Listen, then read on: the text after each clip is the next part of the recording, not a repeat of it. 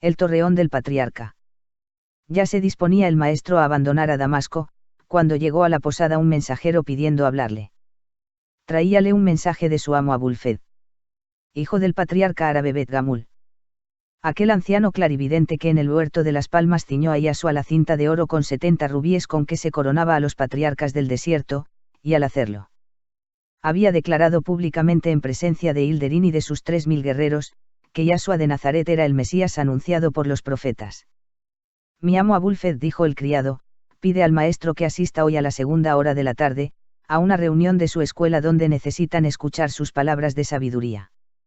Y Yasua consultó el caso con Cebeo, conocedor de todos los rincones de Damasco y a la vez con los jóvenes árabes Ahmed y Osman.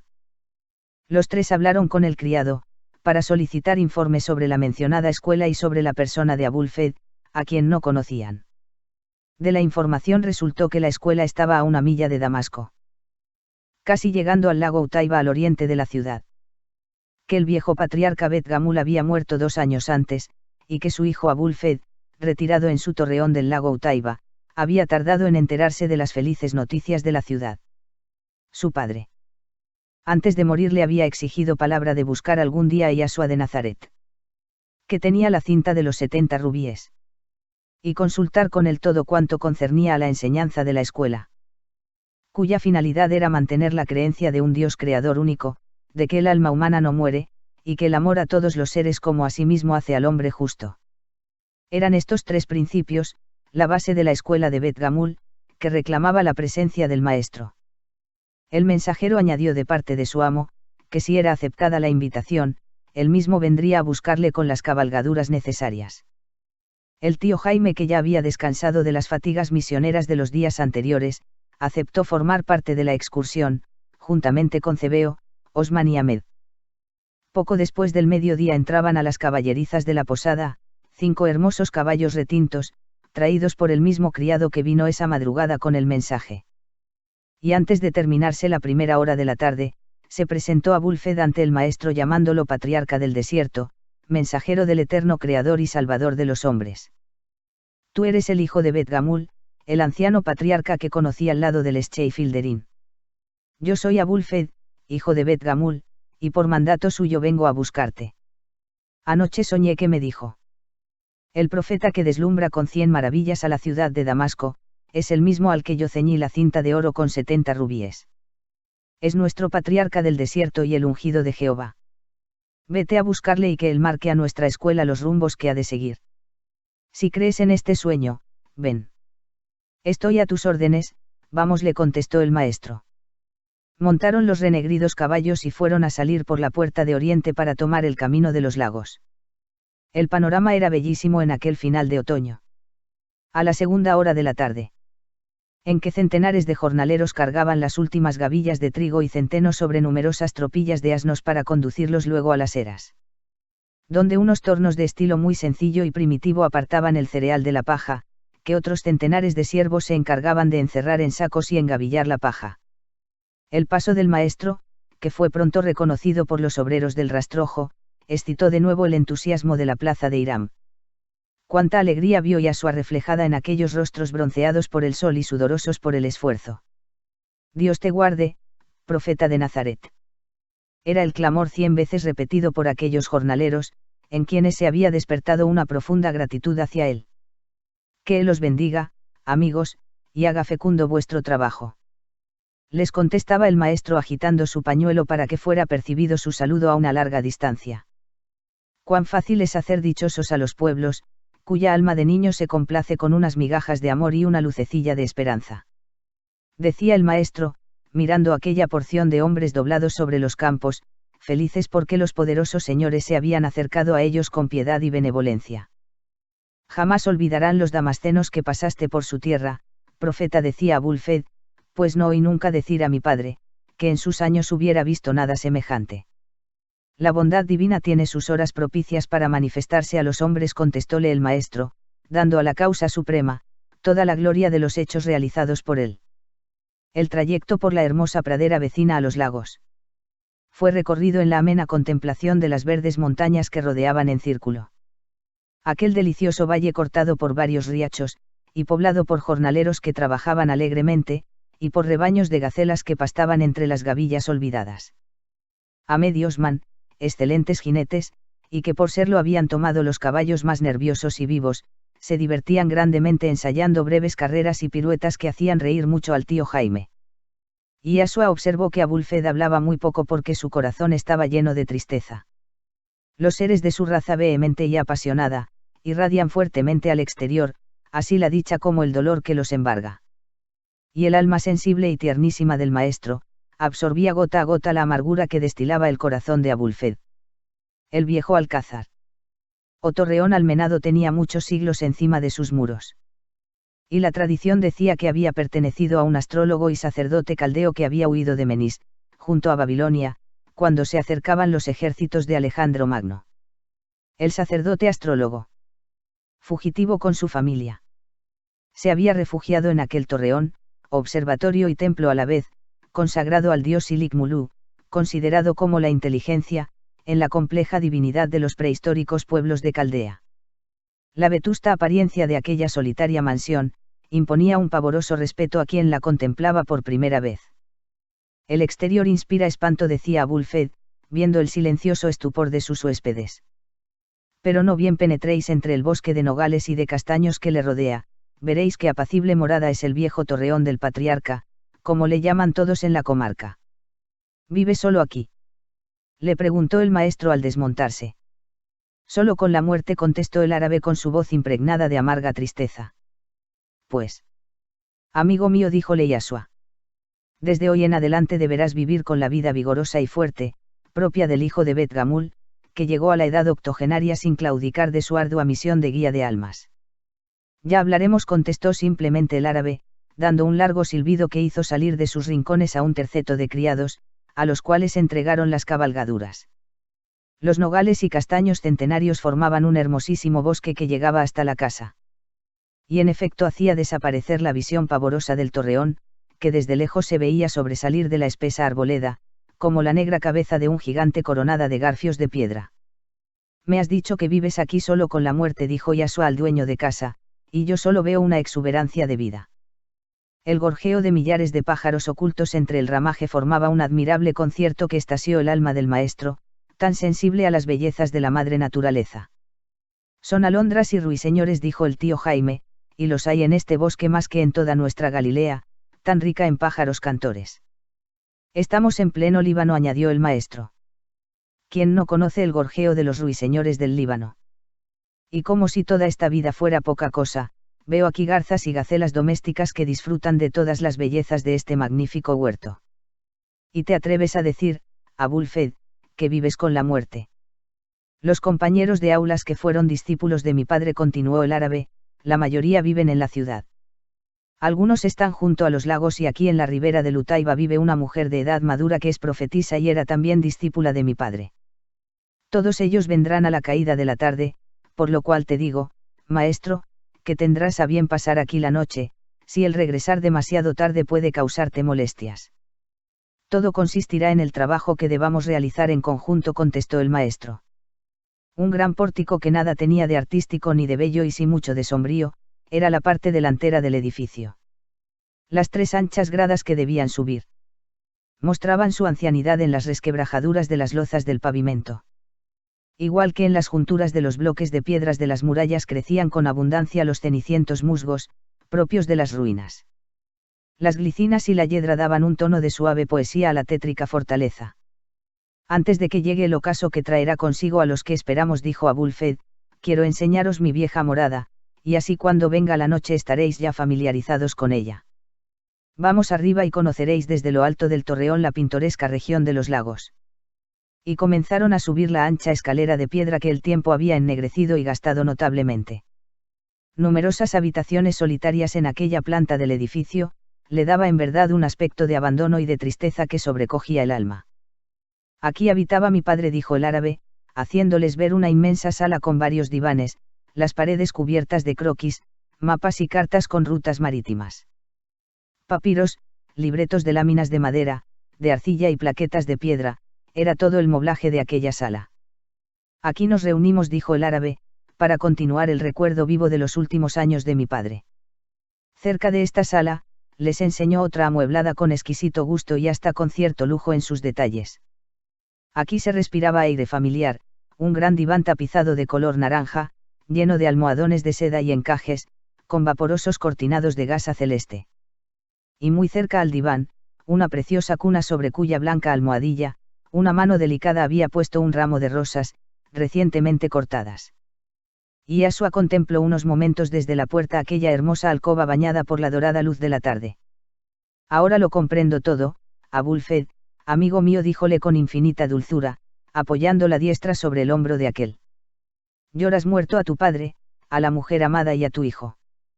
Mi padre y mi hijo son en verdad muertos, y están en la tumba excavada en esa verde colina que allí ves. Mi esposa es una muerta que anda. ¿Dónde está? Preguntó Yasua, comprendiendo desde luego que se trataba de un caso de demencia, esa muerte aparente del alma que se inmoviliza, digámoslo así, por un supremo dolor. Pasa sus días y sus noches en el último piso del torreón, contemplando con extraviada mirada aquel cerro donde está la tumba del niño. Solo baja al amanecer a colocar flores frescas en la cunita, tal como ves. ¿Quieres que vayamos a verla?, preguntó el maestro.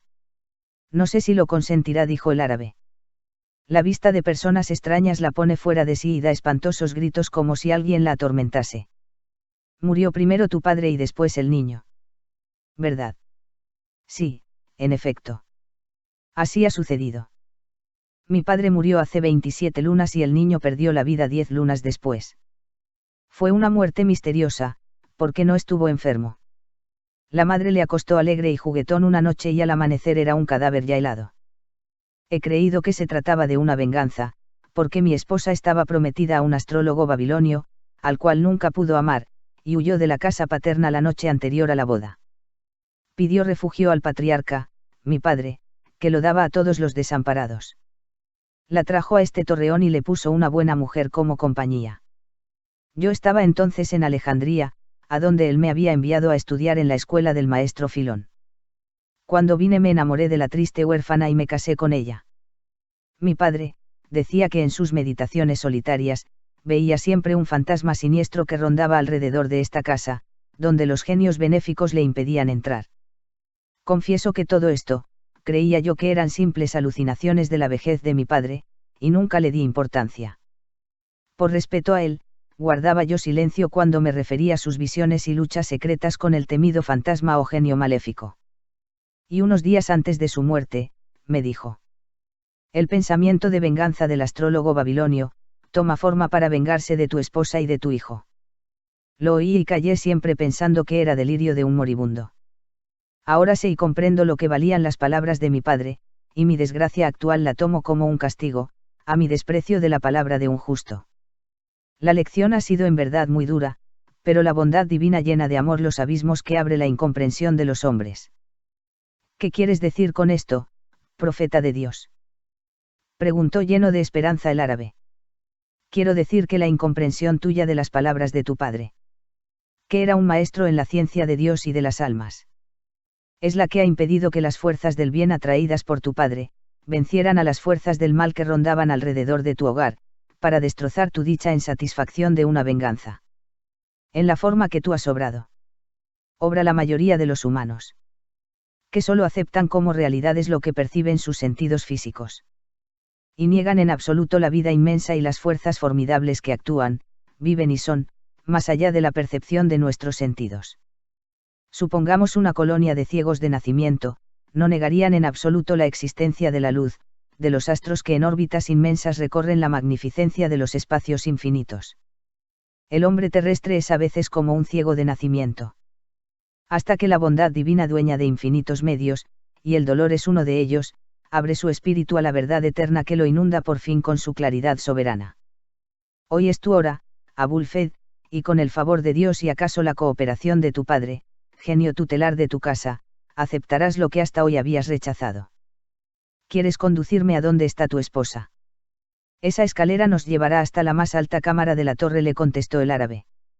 El tío Jaime Concebeo, Ahmed y Osman, habían quedado en la gran sala aula que fue habitación del patriarca Bet Gamul. Y Asua les llamó según acostumbraba siempre, asociando a sus trabajos espirituales a los que le rodeaban, cuando les había preparados para ello.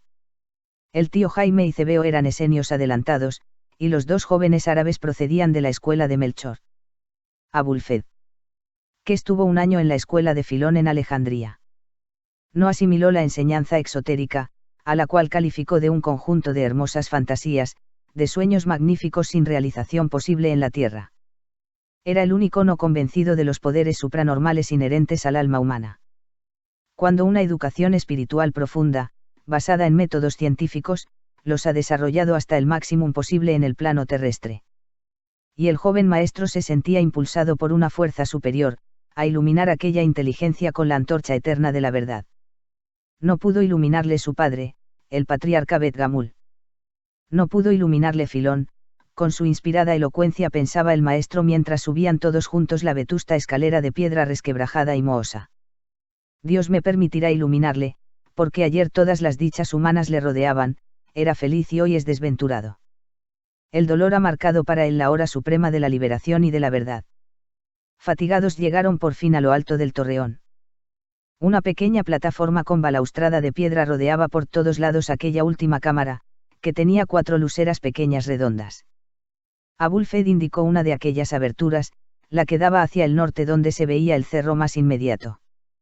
Y Asua se acercó y vio la faz pálida y enflaquecida de una mujer joven, y que sería bella estando en pleno vigor y salud. Sus ojos grandes y oscuros con un brillo extraño, estaban inmóviles, fijos, abismados mirando al cerro cercano. A primera vista se comprendía el doloroso estado de desequilibrio mental que padecía. En breves palabras explicó el maestro a sus compañeros la forma de cooperación mental que reclamaba de ellos. Si pudieran estos, dijo al dueño de casa, entrar y sentarse en completa quietud en un sitio cercano, yo obraría con más libertad sobre la enferma. Hay en esta cámara un compartimento que era observatorio astronómico del antiguo propietario Verosio, donde ocultaba, a lo que parece, sus secretos de alquimista. Está separado por una mampara de cedro. Y acto seguido abrió cuidadosamente, sin hacer ruido, una pequeña puerta en el muro opuesto a donde estaba asomada la enferma. Sentaos aquí, les dijo el maestro, y pensad en que la divina sabiduría ilumine esa mente obscurecida, y que el amor eterno la inunde de consuelo y de esperanza. Vamos. Dijo al árabe, vamos junto a la enferma. Su rostro pálido y la mirada fija aparecían en la inmovilidad completa. Berisa, dijo Abulfed, ¿me recibes? Vengo a hacerte la visita acostumbrada. La mujer, sin retirar su rostro de la lucera, extendió el brazo y abrió una puerta que tenía al lado. Abulfed entró y se volvió para hacer entrar al maestro, pero no lo vio más. En el sitio en que estuvo junto a él, solo percibió una dorada claridad, como si un rayo de sol de ocaso cayera suavemente. Aquella puerta abierta no daba hacia el poniente y la claridad entró por esa puerta y envolvió por completo a la enferma, que súbitamente se apartó de la lucera y se volvió frente a su marido. «Traes una lámpara para alumbrar mis tinieblas», dijo la mujer con una dulzura triste y tranquila. La estupefacción de Abulfed no le permitía pronunciar palabra y un solo pensamiento estaba fijo en su mente. ¿Qué se hizo del profeta? Desapareció. Se hizo invisible. Se convirtió en esa dorada claridad que iluminaba la cámara y envolvía a la enferma. Observó que la faz de la demente adquiría una extraña placidez, próxima a la sonrisa. Abulfed dijo de pronto: «Oigo la voz de un arcángel del Señor que me promete devolverme al niño vivo, hermoso como él era. Será posible, será posible. Le veo venir a mis brazos. Oh, querubín mío». Y los brazos de Berisa abrazaron en el vacío una visión que solo ella percibía. Sus pies vacilaron e iba a caer desmayada, pero Abulfed la sostuvo en sus robustos brazos y en ellos se quedó como muerta. La hermosa claridad, que era como una nube de gasas de oro, se desvaneció de pronto y quedó la persona del maestro que le decía: «Pronto, llévala al lecho para que tenga un largo reposo». Bajaron todos la escalera, conduciendo a la enferma que había caído en un profundo letargo. Abulfed recostó a su esposa en el gran diván tapizado color naranja y encortinado celeste, que ya conoce el lector. Y se volvió a Yasua con la ansiedad pintada en el semblante. «Profeta de Dios», le dijo. «Tenías que ser tú, el que abriera mis ojos a la luz. Eres un Dios encarnado o un arcángel del séptimo cielo, como esos que decía ver mi padre, al cual, perdóneme Dios y él, nunca pude creer. Soy el mensajero del Dios Amor, y cumplo mi cometido de la mejor manera posible en la abrumadora pesadez de esta tierra, le contestó el maestro. Porque has visto, has creído en el poder divino, amigo mío, añadió Yashua con tristeza. Bienaventurados y felices son los que nada vieron con sus ojos, pero sintieron a Dios en su propio corazón. Abul-Fed cayó de rodillas y dobló su frente hacia la tierra hasta sentir el frío de las lozas del pavimento. Cuando se incorporó, su rostro estaba surcado de lágrimas que no procuró ocultar. Y sin ponerse de pie, dijo al maestro: Profeta de Dios, alcánzame del Señor su perdón y el perdón de mi padre, al cual debo haber atormentado mucho con mi dureza de corazón.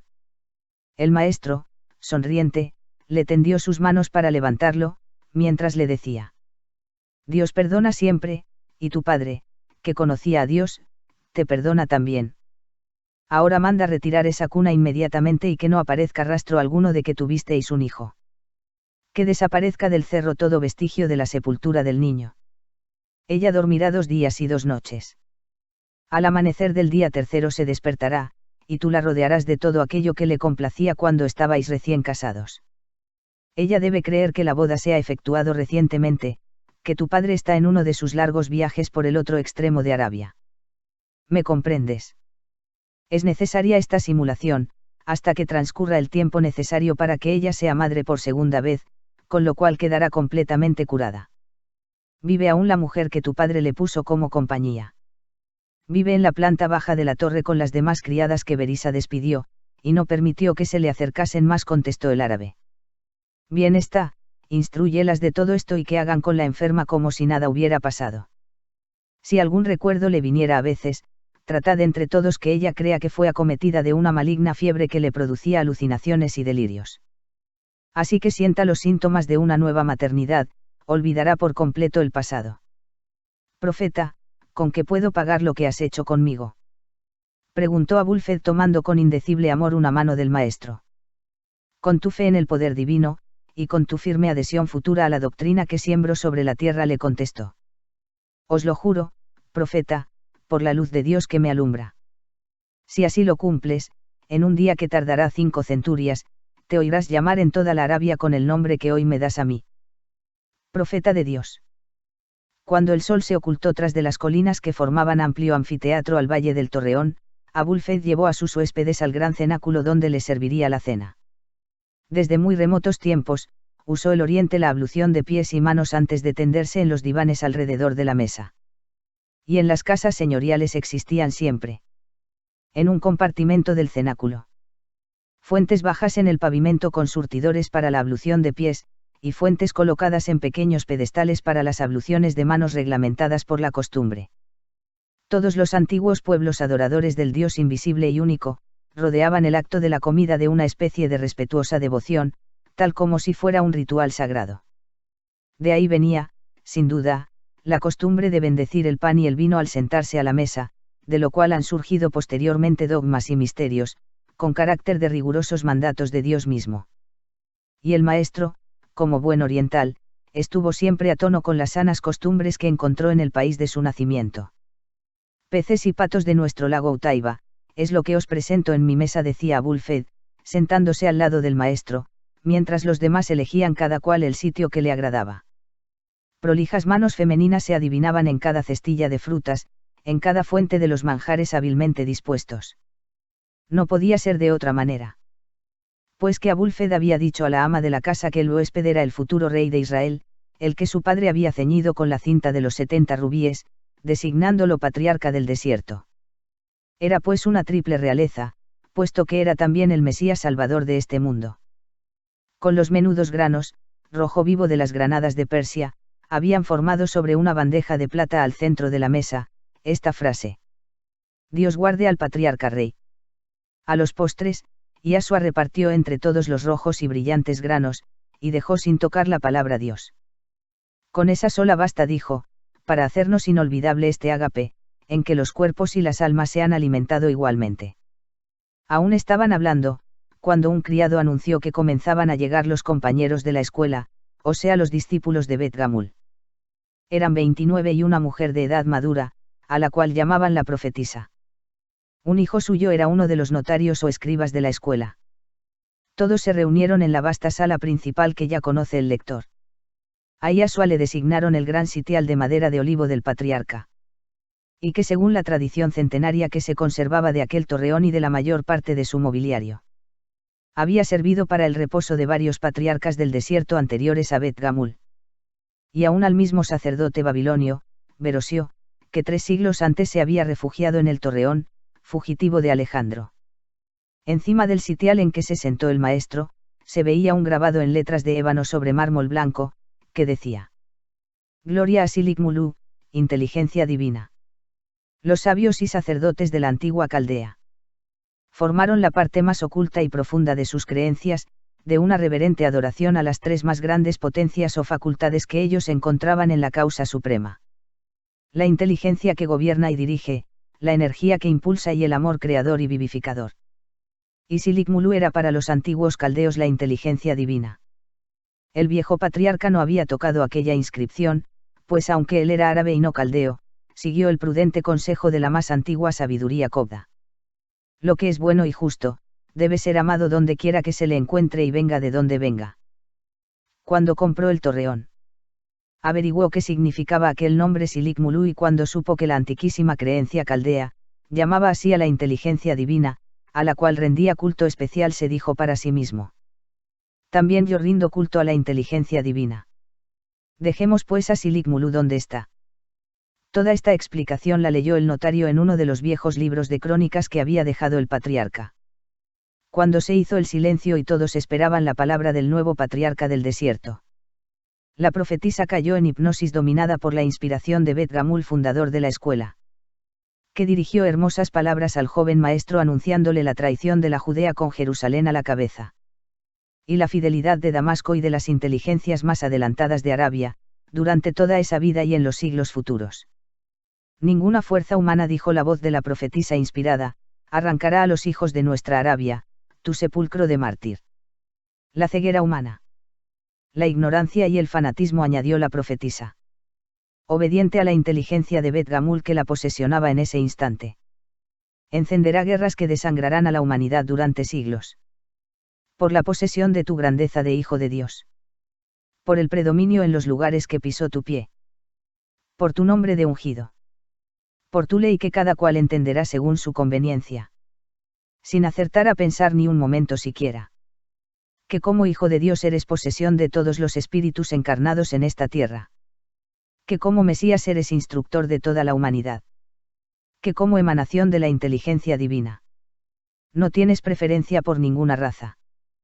Por ningún país, por ningún pueblo, y que para ti todos los hombres son hermanos, engendrados por el eterno amor, de cuyo seno nace todo cuanto vive en el universo. Hijo de Dios. Yo, Bet Gamul, patriarca del desierto, te digo. Cercano está el día de tu glorioso triunfo como Salvador del mundo. Hijo de Dios. Acuérdate de mí cuando entres en la gloria de tu reino.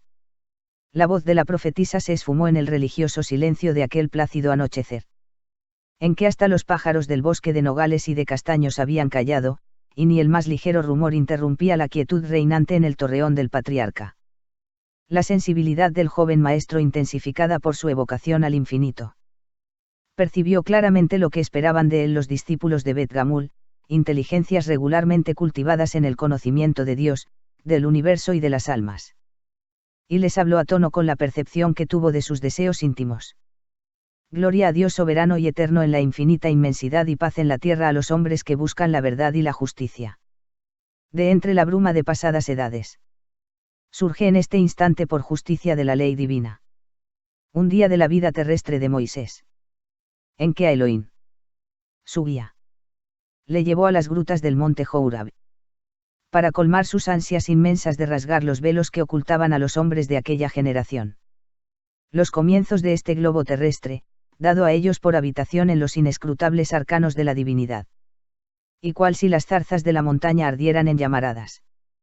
Vio levantarse entre el vívido resplandor una diminuta nubecilla blanca que subía más y más en el azulado horizonte, y luego como aérea nave majestuosa, de flotantes velas desplegadas, bogando en la inmensidad hasta llegar a convertirse en una gigantesca nebulosa. Vio luego desprenderse de ella grandes jirones. Como si una mano de mago hubiera soltado al viento los blancos velos en que ocultaba Isis los misterios de la creación, según el hermético ocultismo de los sabios del Egipto. Vio que la furia de vertiginosos remolinos sobre sí mismos, producían corrientes magnéticas formidables, y fuerzas de atracción imposibles de definir.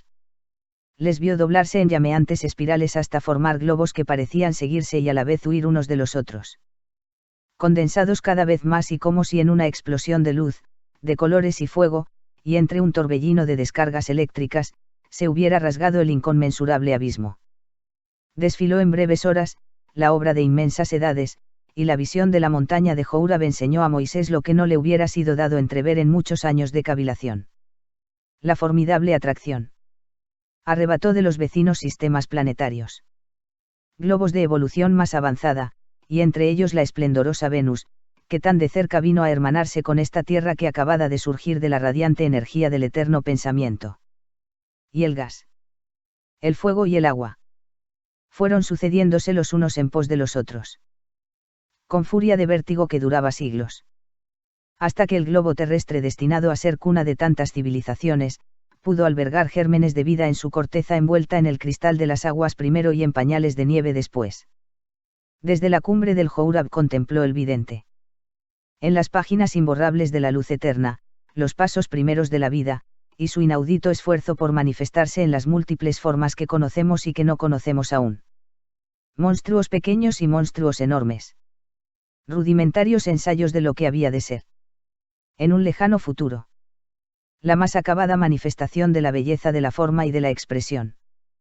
Comenzaron a arrastrarse pesadamente, como si fueran conscientes de que una enormidad de siglos les contemplarían en tal espantosa manifestación de vida. Y los seres del más remoto pasado y del más avanzado porvenir, desfilaron ante el alma estática del vidente de la montaña de Horeb. Hombres deslizándose como seres alados por encima de la superficie del globo. Y hombres flotantes en ígneos vapores. Como los Enoc y Elías de los carros de fuego. Desfigurados esbozos de la verdad magnífica del porvenir, todo ese largo peregrinaje de la evolución humana. Arrancó de la pluma de Moisés aquel canto que transformado por la incomprensión y la ignorancia se tornó legendario. Y al cual conocemos hoy con el nombre de Génesis, canto que he querido desglosar para vosotros del vasto archivo de la luz increada y eterna. Y he aquí que de la evolución de esferas y de sistemas. De mundos y de nebulosas. He llegado en mi confidencia de hoy al desenvolvimiento ascendente de las mentalidades. Para deciros a vosotros discípulos de Bet Gamul. Admiradores de Moisés. Vislumbrados y presentidos acaso por él en la montaña de Horeb como artífices del pensamiento. Por el cual podéis llegar a ser genios creadores de la belleza y del bien, o genios maléficos sembradores de dolor y del crimen en medio de la humanidad. Inteligencias creadoras seréis. Si con la onda luminosa de vuestro pensamiento de amor acertáis a recoger de los inmensos planos de fuerzas vivas que esperan el impulso de vuestro mandato mental.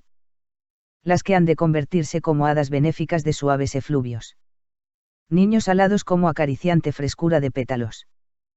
Querubes de paz, mensajeros tiernos de piedad y de amor, con que formaréis el nimbo de protección para vuestros seres amados, para vuestros pueblos y países. Para toda la humanidad. Discípulos de Bet Gamul. Hombres conscientes de la fuerza poderosa del pensamiento. Tomad vuestro puesto entre los genios creadores del bien y de la justicia. De la paz y del amor entre los hombres, en contraposición a los genios del mal, creadores también para su desgracia, de las tenebrosas entidades que obstaculizan y tuercen los caminos de los hombres. Almas electas que me escucháis, conocedores de la potencia que puso el eterno Creador a vuestra disposición, en las estupendas fuerzas mentales que podéis desarrollar a voluntad. ¿Por qué no ser genios del bien y del amor para poblar el horizonte de vuestros seres afines? Con los niños alados de la pureza y la ternura. Que siembran desde el espacio azul las perlas musicales de todas las sanas alegrías. Y ahuyentan las tristezas de la vida. De las dulces hadas sutiles que siembran en los corazones la ilusión. El optimismo y la esperanza, que refrescan como una llovizna de bálsamo las almas agotadas y secas, antes de haber llegado a vivir la vida verdadera. Discípulos de Bet Gamul, al cual buscáis de uniros íntimamente por llenar el vacío inmenso que dejó a vuestro lado. Yo os digo. Estaréis en él y él estará en vosotros como una sola esencia. Como una misma vida. Como un mismo anhelo y una misma palpitación. El día que comencéis a ser genios creadores del bien y de la justicia. De la belleza y del amor, con la magia poderosa de vuestro pensamiento, vibrando a tono con el pensamiento divino y eterno del Creador. Almas creadoras de la paz. Del amor y de la justicia. Cantemos unidos al concierto de las puras y sublimes inteligencias. Que después de haber conducido humanidades a la verdad y a la luz, se han unificado con la claridad eterna, como una resonancia de este himno inmortal. Gloria a Dios en la inmensidad de los cielos infinitos y paz en la tierra a los seres de buena voluntad. Aún parecía vibrar en el ambiente la suave melodía de las palabras del maestro. Cuando la profetisa Sira cayó nuevamente en trance bajo la inspiración de Ben-Hadad, antiguo rey de Siria, aliado de Asa, rey de Judea y bisnieto de Salomón. En su época. Ben-Hadad. Siguiendo la buena inspiración del profeta judío Azarías. Había dotado a Damasco donde residía habitualmente. De una escuela de divina sabiduría. Para la cual trajo maestros de las escuelas de Persia, de la India y de los solitarios del Monte Carmelo, cuya fama de alta sabiduría era muy respetada en toda la Siria. Este ligero esbozo biográfico hará conocer al lector la personalidad de Ben-Hadad. Antiguo rey damasceno, cuya inspiración hizo hablar a Sira, la profetisa, cuando Yasua terminaba su alocución, y habló así. Por la eterna voluntad del poderoso Señor de todos los mundos y de todas las inteligencias que los habitan. Ben-Hadad siervo suyo. Rey de Siria hace 7 centurias. Cumplo el mandato del Señor entre los genios guardianes de la amada ciudad de Damasco. Que sobrevive aún en medio de las marejadas formidables de las vicisitudes humanas que arrasó con muchas de sus gloriosas hermanas de Siria, de Mesopotamia y de Caldea. Desde Moab hasta el Mediterráneo. Y desde el Nilo hasta el Éufrates. Soplan ya los vientos de la redención humana. Traída en germen como divina simiente. Por el Mesías Salvador de los hombres en esta hora de la vida milenaria de la humanidad sobre el globo terrestre, regado ya muchas veces con el llanto de los justos y la sangre de los mártires. Ay de vosotros, discípulos de la escuela de Bet Gamul, si habiendo tenido la luz divina en vuestra aula venerada, la dejáis apagar bajo las cenizas heladas de la indiferencia, de la incomprensión y del olvido. No tenemos derecho a pedir ni esperar, que el eterno dueño de todo bien prodigue sus dones divinos, cuando y como lo quiere nuestra mudable voluntad. Cuando las vertientes del Líbano derraman su agua clara en nuestros ríos. Se desbordan nuestros lagos, y el buen hortelano abre acequias y acueductos para que sus campos beban hasta la saciedad, y sus huertos y jardines florezcan y fructifiquen. Hortelanos sois de los huertos y jardines damascenos. Donde os colocó la divina voluntad para la gran siembra iniciada por el hombre luz. Que trae en persona y por última vez la esencia misma del amor, del bien y de la justicia divina, que encarna y representa ante la criatura inteligente de este planeta. ¿Qué hacéis? ¿Qué haréis? ¿Cuál será vuestra acción? ¿Cuál vuestra obra? Continuar lo que él ha empezado en Damasco. La educación del pueblo en los elevados pensamientos de bien y de justicia, de tolerancia y de amor. La anulación del odio bajo cualquier aspecto que él se presente. La misericordia con los desvalidos, desamparados y huérfanos, en tal forma que se haga carne en los corazones la frase lapidaria con que termina la eterna ley de Moisés. Ama a Dios sobre todas las cosas y a tu prójimo como a ti mismo. La voz de la profetisa se esfumó en el gran silencio que reinaba en el recinto. Y Cebeo. Ahmed y varios otros de los presentes que tenían facultad clarividente aún no cultivada a la perfección. Percibieron con diáfana claridad escenas que no eran del momento presente, pero que no sabían definir ni época, ni lugar de su realización. Los notarios escribieron estas clarividencias que coincidían unas con otras. Por lo cual podía comprobarse que eran visiones premonitorias, cuyo cumplimiento se realizaría en tiempo más o menos cercano. Entre estas visiones estaba un gran consejo de hombres ilustres en el resplandeciente atrio de un templo suntuoso. Donde después de furibundos debates en que reinaba el odio más feroz, salían triunfantes los que condenaban inicuamente a un profeta del Señor, al cual pocas horas después llevaban al suplicio cargado con el madero en que debía morir. Otra visión representaba un huerto de viejos olivos, donde la trepadora vid enredaba sus ramas llenas aún de retardados pámpanos. Y en la negrura de la noche un rayo de luna que rompía las tinieblas, caía tembloroso sobre la blanca faz de un hombre que de rodillas oraba al Señor. Un pelotón de hombres armados penetraban cautelosamente. Un Galileo rubio de manto rojo avanzaba temblando, y su índice como un estilete sangriento señalaba al santo en oración. Los esbirros caían brutalmente sobre él, le maniataban y la visión se esfumaba en las tinieblas. La tercera visión esbozaba a Sira, la profetisa, en una blanca ciudad de mármol, pórfido y jaspe, con varios de los discípulos de Bet Gamul, allí presentes. Era la reina y ellos eran los ministros consejeros. Era madre de su pueblo que vivía feliz en torno suyo. Numerosos guerreros con brillantes águilas, lanzas, cascos y escudos, cercaban a la blanca ciudad donde entraban a sangre y fuego, dejando nada más que cadáveres entre humeantes escombros. La reina arrastrando su púrpura real. Huía con sus ministros al arrabal llamado de los Santos, donde una agrupación de hombres y mujeres denominados nazarenos se dedicaban a socorrer a los enfermos, ancianos y huérfanos desamparados. Las 3 visiones quedaron escritas en las crónicas de la escuela, a la espera de que los hechos vinieran a descifrarlas. Para ti, lector amigo, que me vienes siguiendo desde tanto tiempo, y página tras página en este sendero iluminado por el amor heroico del Cristo, las descifro yo, después que ellas fueron fielmente realizadas. Las 2 primeras se referían a la condena del ungido de Dios por los sacerdotes y doctores del Templo de Jerusalén. La otra, la prisión inmediata del reo condenado a muerte sin oírlo y entregado por uno de sus discípulos en el huerto de los Olivos. La tercera aludía a la toma de la floreciente y fastuosa ciudad de Palmira por el emperador Aureliano, donde la reina Zenobia practicando la ley. Ama a tu prójimo como a ti mismo. Había hecho feliz a su pueblo, que depositaba ofrendas florales y humo de incienso a una efigie del profeta Nazareno, que ella había mandado esculpir en mármol y colocar en el Templo del Sol. Las 2 primeras visiones se realizaron 4 años después. La última se realizó también, pero después de 2 largos siglos y medio. La escuela de Bet Gamul se incorporó a la Santa Alianza, tomando la firme decisión de cooperar con el profeta Nazareno a la liberación del Oriente y de salvaguardar su preciosa vida amenazada por los genios del mal, que buscan el triunfo y el poder por medio de la ignorancia entre las multitudes. Y desde ese momento, uno de los 30 de la escuela de Bet Gamul debía permanecer en Jerusalén, para dar inmediato aviso a los voluntarios damascenos que formaran compacta fila en defensa del santo, que había hecho la felicidad en el atormentado pueblo de la ciudad de Damasco. El maestro salió de Damasco 2 días después y muy de madrugada.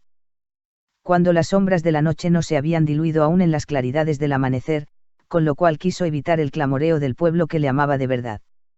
Salió su persona humana de la hermosa ciudad arabeña. Pero no sin antes completar su obra de paz y de amor entre todos. Dejando recomendados al etnarca y a los magnates damascenos a los discípulos de Bet Gamul. Como discípulos suyos propios, encargados de mantener la tranquilidad entre amos y jornaleros y de resolver amistosamente las cuestiones que pudieran sobrevenir en adelante. Yo sola. Decía con tierna emoción Adita, la niña paralítica curada por el maestro, yo sola he quedado dueña en Damasco, del corazón y de los ojos buenos del profeta. ¿Quién me los podrá quitar? Y el alma de aquella criatura inmensamente más grande que su pequeño cuerpo de 10 años, fue un asombro para todos, pues tuvo ideas y resoluciones inesperadas en una criatura de su edad. Diríase que aquellos 10 años de forzada quietud por el atrofiamiento de su materia habían desarrollado precozmente sus facultades intelectuales. Hasta un punto que maravillaban sus razonamientos. Su lógica, su clara visión de las cosas y, sobre todo, su voluntad firme como una roca, cuando se proponía realizar una obra que el profeta Nazareno le había dicho en sueño, según ella decía. Y Yahshua le había enseñado a orar, a concentrarse en su interior para encontrar allí el Dios amor, unirse con él y obrar de acuerdo con sus designios y su voluntad soberana. Más de una vez el maestro, al verse comprendido por la pequeña hada, tanto como no lo comprendían muchas personas mayores, pensó en la profunda afinidad de Abel y Elisa de las escrituras del patriarca Oldis, en Moisés y su madre. La princesa Timetis de los relatos encontrados en la vieja sinagoga de Nehemías en Jerusalén. Y en su clara lucidez de ungido de la verdad eterna, rindió su alma a la adoración del Supremo Invisible, dueño absoluto de las vidas y de los caminos seguidos por ellas.